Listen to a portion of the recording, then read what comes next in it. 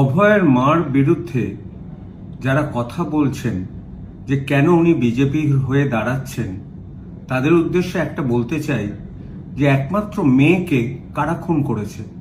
তৃণমূল খুন করেছে। তৃণমূল আশ্রিত গুন্ডারা খুন করেছে। কোন জায়গায় খুন করেছে? একটা মেডিকেল কলেজে, এবং সেখানে কর্মরত অবস্থায়, যেটা পশ্চিমবঙ্গ কেন কোথাও হয়নি। গণ আন্দোলনের রূপ আমরা দেখেছি। আমি বেশ কিছুদিন অভয় আন্দোলনের সামনের দিকে ছিলাম, কিন্তু আস্তে আস্তে বুঝতে পারছিলাম এই আন্দোলনটা, গণ আন্দোলনকে টেনে নিয়ে যাওয়ার পেছনে যে ভূমিকাটা থাকার দরকার সেই ভূমিকাটা ছিল না। এটা অনেকটা ডাক্তারদের নিজস্ব পাওয়ার আন্দোলন হয়ে গিয়েছিল।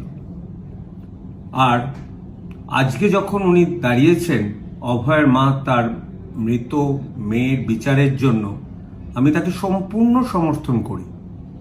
কারণ যদি পশ্চিমবঙ্গে ক্ষমতায় আসে, এখন ক্ষমতা একমাত্র বিজেপি পাবে। আর বিজেপির যিনি হেড, তিনি কিন্তু ব্রিগেডের ময়দানে বলে গেছেন যে আরজিকর হত্যাকাণ্ডের শেষ উনি দেখে ছাড়বেন। সুতরাং যদি মেয়ের বিচার চাইতে হয়, এমন একটা শিবিরে যেতে হবে তাকে যেখান থেকে বিচার পাওয়া যায়। তবে এক্ষেত্রে অন্য কাউকে দোষারোপ উনি করবেন কি করবেন না, এটা ওনার ব্যাপার। প্রত্যেকের ব্যক্তিগত স্বাধীনতা আছে। কেউ কারোর পার্টির কেনা সম্পদ নয়। এটা যারা যত তাড়াতাড়ি বুঝবেন, তত তাড়াতাড়ি তাদের উন্নতি হবে।